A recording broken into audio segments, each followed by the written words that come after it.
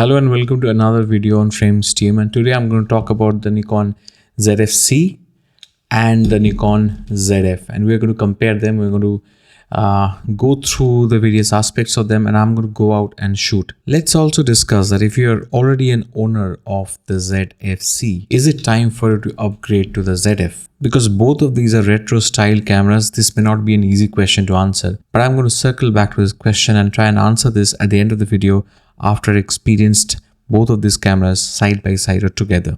But before I go out and start shooting with these two cameras in the middle of the night, trying to do some night street photography, I want you to subscribe to the channel if you're new here, and if you have come back for the second or third time, what are you waiting for? Go ahead and subscribe and also click on the bell button. So how am I looking? So we decided to come out in the night to do some street photography in the night with the Nikon Zfc and the Nikon Zf. I have the 40mm f2 on the ZFC. Let me try and take a few shots. I don't know, I'm not expecting great pictures today, but I just want to kind of internalize the experience of shooting with the ZFC and the Zf side by side. The thing that I have noticed is that the autofocus system is different, and so quickly I have gotten used so quickly to the Z8 and the Zf's autofocus system, and this is like going back to a slightly older way. Hello. This is like going back to a slightly older way of shooting. So I have that tracking function set to this button. So it's a slightly different way of using the autofocus. Nice. So if you're watching us from abroad, as in if you're not watching us from India, I must tell you one thing about India. I mean, people are so happy. People are so kind and nice to you. So now I'm shooting with the ZF. First of all, I think the full frame sensor, you just see it on the back of the screen itself. I mean, the full frame sensor is, you know how clean the pictures are. The second thing is the IBIS is, I come back to it, the ZFC has no IBIS.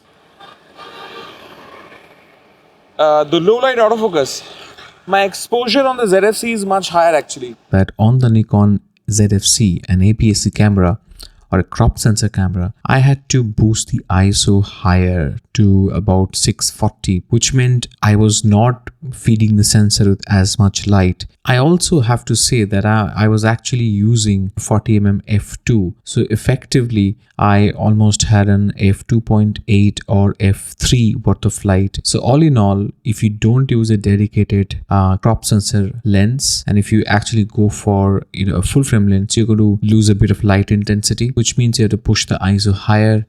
And I can choose not to go beyond maybe ISO 400. I feel that I have that bandwidth. The focusing system won't bother me.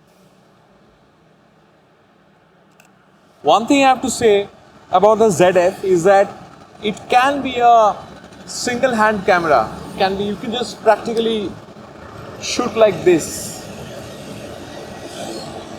You can do that, and you can do that all day. The vibration from your hand will not be handled because it doesn't have IBIS. So I missed the IBIS on the ZFC. And because the sensor takes much less space on the ZFC, I feel the IBIS mechanism has a lot more space than on a full frame camera to move the sensor around.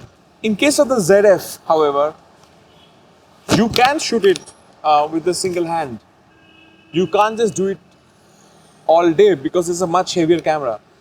And you can actually feel it. Although I have a slightly heavier lens on it, I have the 51.8s. It's about 450 grams, and this is about 200 grams, the 40f2. I have the 40f2 on the ZFC. This setup feels like double the weight of this setup. Is the image quality double as good? Maybe, actually possibly. You can do so much with the ZFC that if you're already happy, if nothing is bothering you much, ZFC is quite capable. I would be very happy using this. I think I've been able to stop motion on this shot, and I shot at 1/50th of a second. I think it looks quite still. I think I got the hand movement right.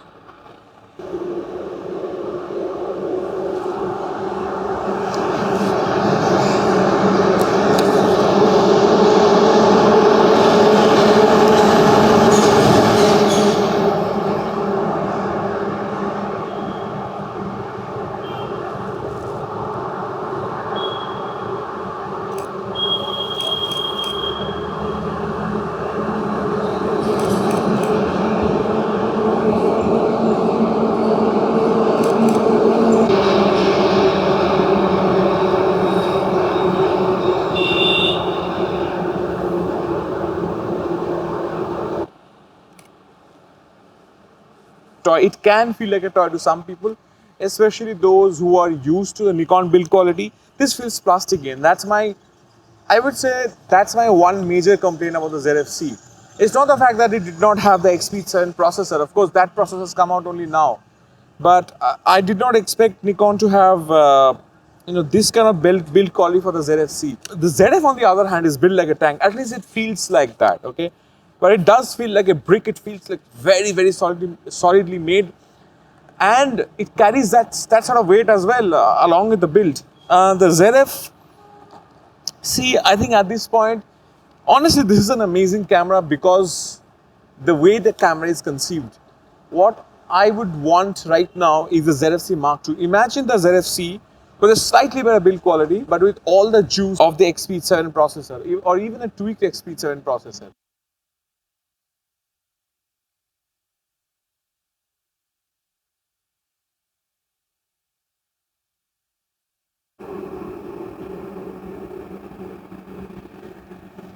The kind of fog we have here. It's amazing, but it's also crazy.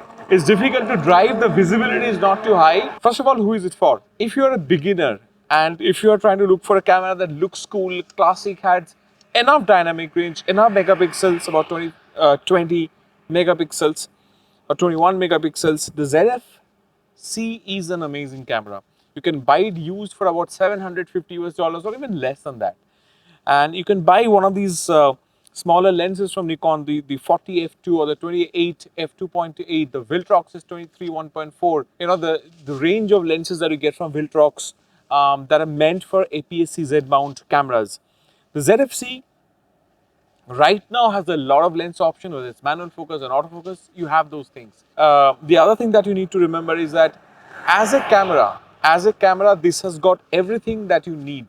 However, remember that the ZFC actually carries the autofocusing and the system capacity from 2-3 years old. But the autofocus is adequate. When it came out, people actually talked about how swift the autofocus of the ZFC is. It's just that implementation is different. But it's adequate for street photography, for product photography, food photography. This is a good solid camera. But if you want the latest in a crop sensor Nikon body, you should wait for the ZFC Mark II. I don't know when that comes out, but I'm guessing it's going to come out sometime next year if you cannot wait, which I don't think you should. In that case, go for a well bargained ZFC. Great camera.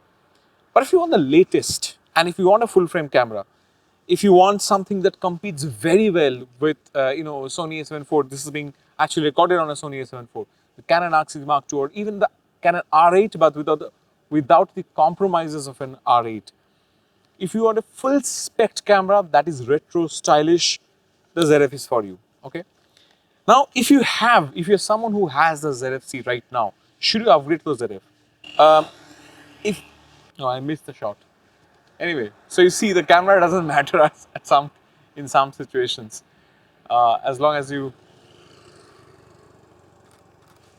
I mean, the kind of shots I'm getting straight out of camera in this foggy, strange scene is crazy.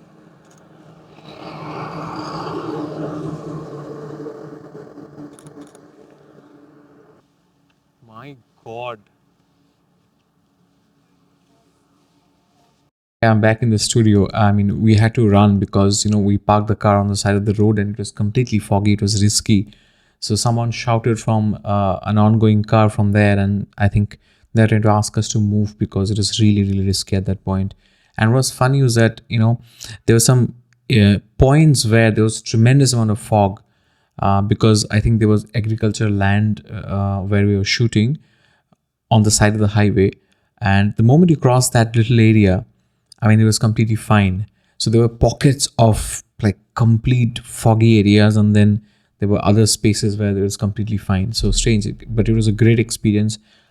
Actually, in the end, I was quite happy with the shots I got, both out of the ZF-C and the ZF, to be honest. Nikon sensors, even if they're crop sensors, the output is great. I liked it. And if you have seen, you will see probably after edit, you will see a little more grain on the ZFC files than on the ZF, because that's the difference. And the ZF files are actually much clearer than the Z8, let me tell you. The Z9 or even the Z6 too. because it's just a better tuned sensor after almost 2 to 3.5 years of the Z8 being released. The ZFC is doing a great job when it comes to the raw files. Now, if you have liked the edits, especially some of my new presets that I have been toying with, I like some of the stuff that I've created, especially the early India colors. They're just so beautiful. If you're interested, if you want to buy some of those presets, I can think about selling some of them, not all, but some of them. Let me know in the comment section what you think about this review. I have to return the ZFC in the next few days. I'm probably going to go out tomorrow again and shoot some more pictures with it. I've shot with the ZFC before. I have the Z30, I have a Z50. I don't use the Z50 much. I do use the Z30 to record my videos quite often, and but the joy of shooting with the ZFC is different because it's such a almost pocketable camera. It reminds me of actually XC4. If any of you use the XC4, you'll probably know what I'm talking about. So should you upgrade from the ZFC if you have been using it for some time, and now that the ZF is out, should you upgrade to a full frame ZF? So if you liked ZFC back then, you'll like ZFC more right now because you have more lenses to choose from. You can experience them. But there is one significant difference. First difference clearly is the sensor size. If you've already chosen for APS-C ZFC, maybe you chose it because of the style. You get the same style or similar style on the ZF. So maybe if you now don't want to compromise on the sensor size and you chose it only because a full frame ZF was not out back then, go for the ZF because you are actually a ZF customer stuck with the ZFC because you didn't have the option to go for a full frame ZF. Now you have that option. It's a simple and easy choice for you. But you have fallen in love with the ZFC. If you have gotten used to it and you think it does most of what you do, don't upgrade just because of the sensor size. Okay, if you want to shoot more than what you've been shooting right now, ZF is a significant option for you. Why? This can do multiple kinds of photography. You can practically do wildlife with this. You can do sports with this. You can definitely do portraiture. You can do street photography, just like as you can do with the ZFC. It can detect planes, cars, birds, animals, humans. The list goes on. So you can do more with it. So if you think that you're somewhere somewhat stuck and you want the convenience of modern autofocus and subject detect, and if you think that that can open up your potential, you can achieve more out of a modern system, go for the ZF. Don't hold back. You'll probably get about $650 out of selling this ZFC. Probably add in a couple of lenses that you have, and then put that money, go for the ZF. It's an incredible upgrade. If you want low light photography, if you want to show motion in your pictures, the kind of usage you can make out of the IBIS. I keep coming back to the IBIS, guys. To me, the black and white knob on the ZF and the IBIS to me are the most significant features, because once you're able to sort of take in so much light, slow the shutter speed down, and then you can do so much with a great IBIS. If you want to vlog, for example, you have a flip out screen, right? So if you want to vlog and if you want to stabilize footage, fantastic. For example, the Viltrox has recently launched a full frame 2.8 lens, 20mm. On the ZF, I'm waiting for the lens to come in for the Z mount. On the ZF, it's an incredible option. I do not have to crop in digitally to get the footage stabilized because the IBIS in this is so good. One more thing, do not forget the black and white lever. Your ability to instantly move into black and white and be creative with those 2-3 black and white profiles on the ZF, incredible. Let me know what you think, and I'm going to see you soon with another one.